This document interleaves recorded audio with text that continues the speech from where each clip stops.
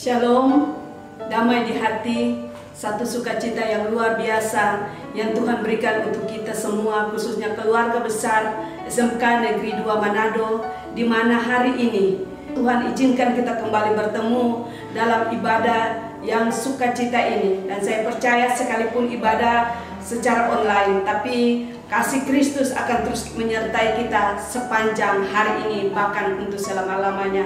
Saat ini kita angkat pujian yang berkata, besar anugerah-Mu. Ku ada sebagaimana ku ada, berdiri menghadap tahta-Mu Bapa, semua karena anugerah-Mu yang telah selamatkanku. Ku hidup dalam segala kelimpahan, ku layak untuk melayani Tuhan, semua karena anugerah-Mu tercurah bagiku. Besar anugerah-Mu, melimpah kasih-Mu, semakin hari semakin bertambah. Besar anugerah-Mu. Ibadah yang kami lakukan pada saat ini itu tertabis hanya di dalam nama Bapa, Anak, dan Roh Kudus. Amin. Kita angkat pujian yang berkata, sejauh timur dari barat. Sejauh timur dari barat, Engkau membuang dosaku. Tiada Kau ingat lagi pelanggaranku. Jauh ke dalam tubir laut, Kau melemparkan dosaku. Tiada Kau perhitungkan kesalahanku. Betapa besar kasih pengampunan-Mu Tuhan, tak Kau pandang hina hati yang hancur. Ku berterima kasih kepada-Mu ya Tuhan, pengampunan yang Kau beri, pulihkanku. Kita akan mempersiapkan hati dan kepikiran kita untuk mendengarkan kebenaran firman Tuhan. Mari berdoa. Kami datang kepada-Mu ya Tuhan di saat ini, mengangkat hati dan puji syukur untuk kasih setia Tuhan, untuk kebaikan, anugerah yang Tuhan limpahkan dalam hidup kami, sehingga di saat ini Tuhan kami diizinkan untuk beribadah kepada-Mu, dan kami akan membaca, mendengarkan akan kebenaran firman Tuhan.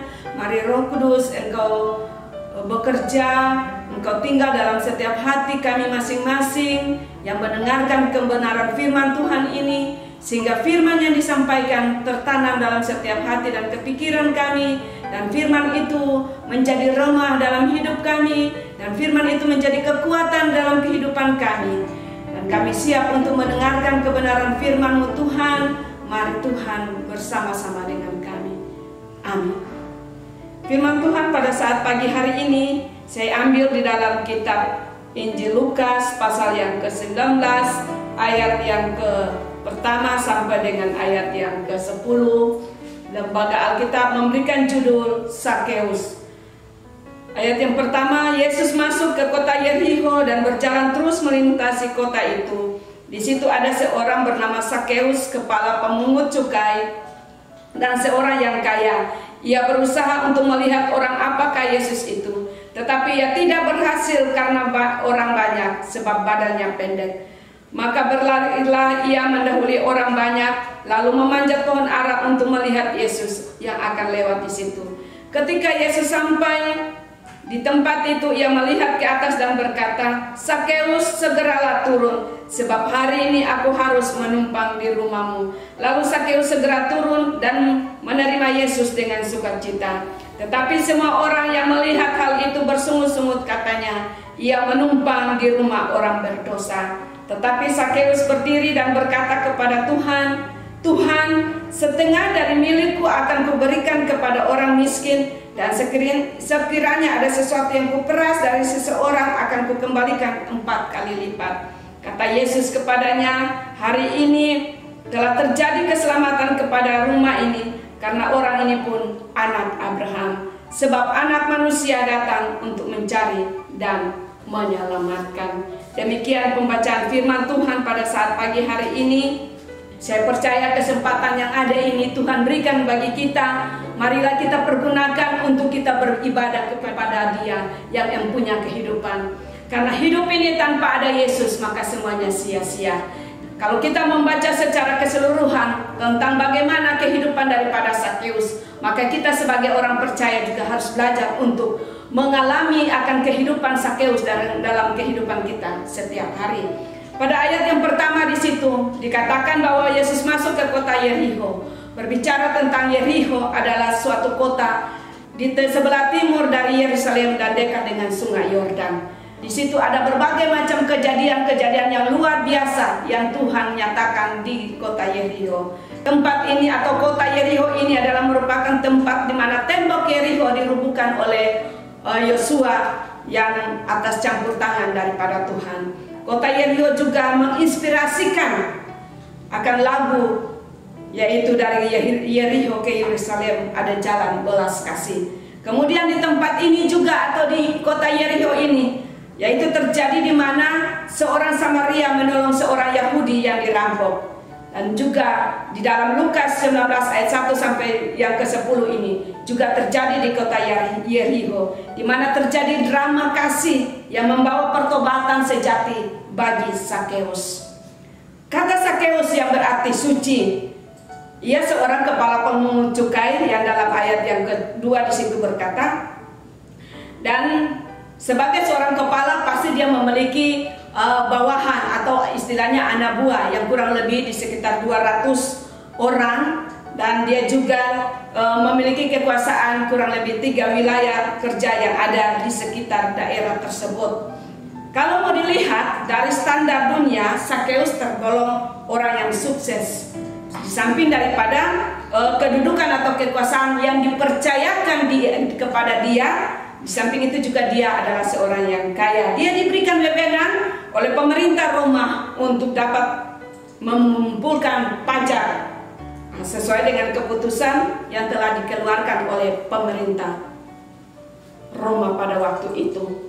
Kalau kita baca selanjutnya di situ pada ayat yang ketiga di situ dia berkata, ia berusaha untuk melihat orang apakah Yesus, tetapi ia tidak berhasil karena orang banyak. Dalam ayat yang ketiga di sini, ini ada satu inisiatif yang baik bagi Sakeus, di mana ada kerinduan Sakeus ternyata membutuhkan Yesus. Sini muncul pertanyaan, kenapa Sakeus butuh Yesus? Karena ternyata apa yang diraih oleh Sakeus, kedudukan, kekuasaan, bahkan kekayaan itu tidak membuat dia merasakan damai sejahtera. Karena ternyata selama ini dia tidak mendapatkan kedamaian yang sejati.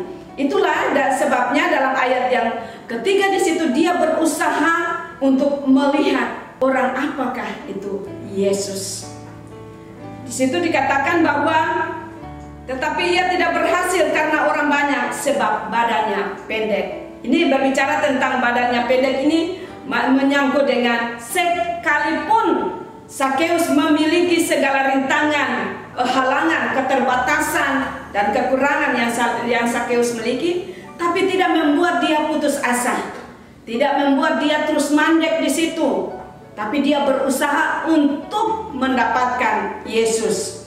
Yang kalau dilihat di situ, di dalam ayat yang keempat, maka berlarilah ia mendahului orang banyak.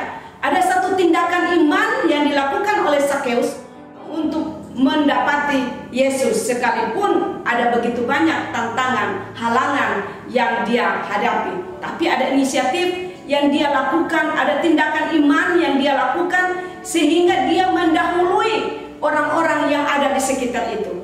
Dengan caranya apa, Bapak Ibu, siswa-siswi yang diberkati oleh Tuhan, dia berusaha untuk panjat pohon. Kalau mau dilihat, Sakeus adalah orang penting, orang yang berpengaruh karena dia memiliki kedudukan. Dia sebagai seorang kepala pemungut cukai, kemudian dia memiliki kekuasaan, kurang lebih ada 3 wilayah yang dikuasainya. Kemudian dia adalah seorang yang kaya, tetapi semuanya itu dia tidak anggap itu sebagai sesuatu yang menurut dia sesuatu yang berharga. Tetapi dia tinggalkan itu semua dan dia berusaha untuk panjat pohon. Dia merendahkan diri, dia ingin melihat siapa itu Yesus. Satu inisiatif yang benar yang Sakeus ambil, yang tidak memikirkan akan 3 kata tadi: kedudukan, kekuasaan, dan kekayaan. Tapi yang ada di sini dia hanya mau bertemu dengan Yesus. Pada ayat yang kelima di situ dikatakan, ketika Yesus sampai ke tempat itu, ia melihat ke atas dan berkata, "Sakeus, segeralah turun, sebab hari ini aku harus menumpang di rumahmu." Sakeus tidak pernah berpikir kalau Tuhan Yesus akan singgah, akan menumpang di rumahnya. Karena menurut pandangan orang Yahudi, Sakeus adalah seorang yang paling berdosa. Karena dia seorang pemungut cukai. Apa yang tidak pernah dipikirkan oleh Sakeus ketika Yesus menyuruh dia untuk turun, dan Yesus berkata dia akan singgah di rumahnya. Ini membuktikan bahwa apa yang tidak pernah dipikirkan oleh manusia, itulah yang Tuhan sediakan. Demikian juga dalam kehidupan kita setiap hari.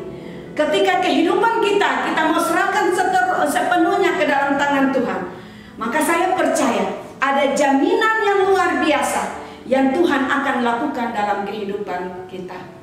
Sebab itu ada firman Tuhan berkata bahwa dalam kehidupan ini ketika kita mengandalkan Tuhan, maka segala sesuatu itu akan menjadi luar biasa. Firman Tuhan berkata, carilah dahulu kebenaran Tuhan, carilah dulu Tuhan, carilah dulu Tuhan.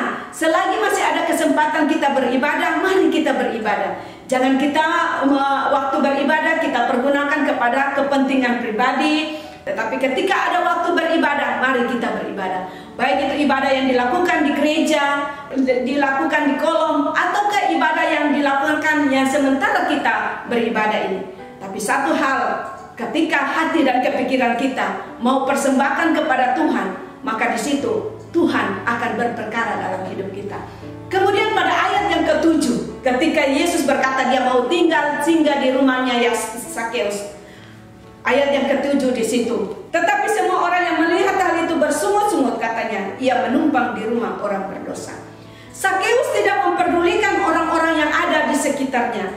Sakeus hanya fokus kepada Allah.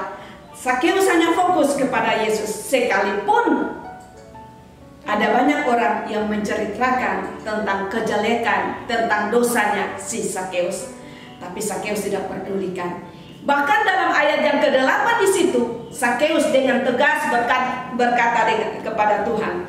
Tetapi Sakeus berdiri dan berkata kepada Tuhan, "Tuhan, setengah dari milikku akan kuberikan kepada orang miskin, dan sekiranya ada sesuatu yang kuperas dari seseorang akan kukembalikan 4 kali lipat." Ayat yang ke-8 ini membuktikan bahwa ada pengakuan dosa yang dilakukan oleh Sakeus, di mana dia mengakui kepada Tuhan, dia membuat satu komitmen kepada Tuhan bahwa dia akan mengembalikan setengah dari harta yang dia dimiliki itu kepada orang miskin. Kemudian dia akan mengembalikan 4 kali lipat, 4 kali lipat dari apa yang dia dapat dari sebagai seorang kepala pemungut cukai tersebut. Berarti ada respon yang baik. bagi Sakeus. Dia mau hidup baru, hidup berkenan kepada Tuhan, tanpa memikirkan akan orang-orang yang ada di sekitar kita. Kemudian dalam ayat yang ke-9 dan ke-10 di situ, kata Yesus kepadanya, hari ini telah terjadi keselamatan kepada rumah ini, karena orang ini pun anak Abraham. Pada ayat yang ke-9 sampai dengan ke-10 terjadi pemulihan yang luar biasa, terjadi pertobatan yang luar biasa. Karena firman Tuhan berkata, ketika satu orang bertobat, maka seisi rumah diselamatkan oleh Tuhan.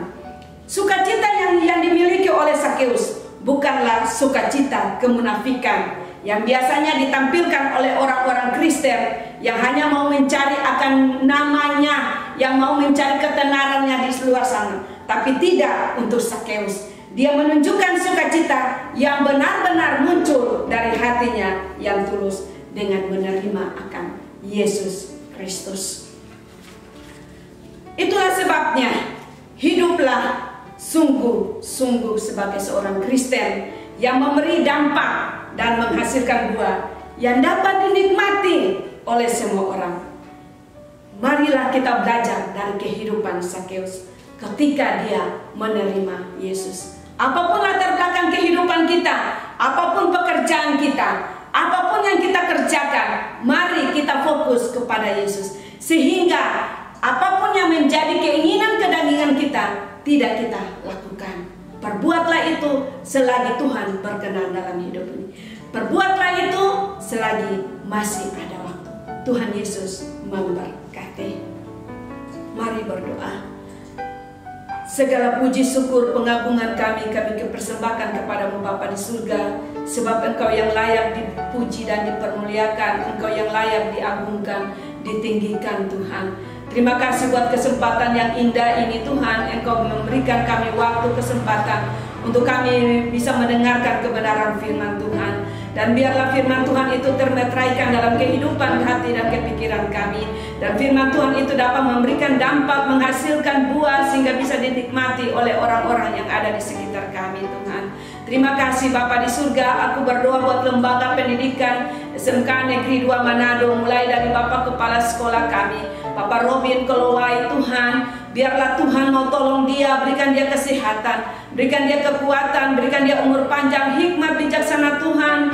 Biarlah menjadi bagian dalam kehidupannya Bapa, sehingga dalam menjalankan tugas sebagai seorang pimpinan di lembaga ini yang Tuhan percayakan kepada dia, dia bisa melakukan itu dengan penuh rasa tanggung jawab, bahkan penuh rasa takut akan Engkau Bapa. Terima kasih Tuhan, bahkan kami keluarga besar SMK Negeri 2 Manado, baik itu wakil kepala sekolah, bidang kurikulum, bidang kesiswaan, bidang humas, bahkan bidang yang lain Tuhan, kepala program, wali-wali kelas, guru-guru yang ada dalam lingkungan SMK Negeri 2 Manado, bersama dengan istri dan anak-anak keluarganya, aku berdoa biarlah kesehatan, kekuatan, bahkan umur panjang itu menjadi bagian dalam kehidupan kami semua, bahkan kami semua siswa-siswi mulai kelas 10, 11, dan 12. Biarlah Tuhan tolong berikan kami kesehatan, dan Tuhan mau tolong jaga lindungi kami. Apapun yang kami lakukan, kerjakan, biarlah semuanya itu ada dalam kontrolnya Tuhan. Dan biarlah kehidupan kami bisa menjadi kehidupan yang memberikan dampak, yang memberikan hasil buat orang-orang yang ada di sekitar kami. Jadikanlah kami Sakeus-Sakeus di akhir zaman yang mencintai Tuhan dengan sepenuh hati, yang tidak ada motivasi lain untuk menjadi seorang yang terkenal, tetapi benar-benar kami memiliki kerendahan hati kami untuk kami terus memberikan yang terbaik untuk kemuliaan nama-Mu Bapa di surga. Terima kasih Tuhan Yesus. Kami berdoa buat bangsa dan negara Indonesia yang kami cintai. Biarlah kesejahteraan, keamanan, ketentraman bangsa kami ini itu ada di dalam tangan-Mu Bapa di surga. Bahkan untuk kota Manado, Sulawesi Utara, biarlah Tuhan berikan hikmat bijaksana buat pemimpin kami, mulai dari Bapak Gubernur sampai kepada aparat desa yang paling terkecil sekalipun, bahkan seluruh masyarakat Sulawesi Utara. Biarlah Tuhan mau jaga lindungi kami, berikan kami kekuatan, berikan kami kesehatan selalu Tuhan. Bahkan teristimewa roh takut akan Engkau Tuhan anugerahkan dalam kehidupan kami. kami Bapa, sehingga dalam melakukan tugas dan tanggung jawab kami masing-masing, kami dapat lakukan itu dengan baik Bapa. Terima kasih Tuhan Yesus. Terpujilah akan nama-Mu Bapa di surga. Kami mengucap syukur dan kami terus pertaruhkan kehidupan anak-anak kami, khususnya kelas 3 yang pada saat ini sementara mengikuti praktek di sekolah Tuhan. Biarlah Tuhan berikan mereka kesehatan, kekuatan. Jaga selalu kami semua, jauhkanlah kami dari segala susah, mara, bahaya, malapetaka. Dan kami percaya Mazmur 91 itu terus menjadi bagian dalam kehidupan kami, keluarga besar SMK Negeri 2 Manado Tuhan. Terima kasih Tuhan. Tutup bungkus kami semua dengan kuasa darah anak domba. Di dalam nama Yesus kami mengucap syukur dan berterima kasih kepada-Mu Tuhan. Haleluya. Amin. Kita angkat pujian yang berkata, ajar Kau Tuhan. Ajarku Tuhan berterima kasih. Ajarku bersyukur kepadamu.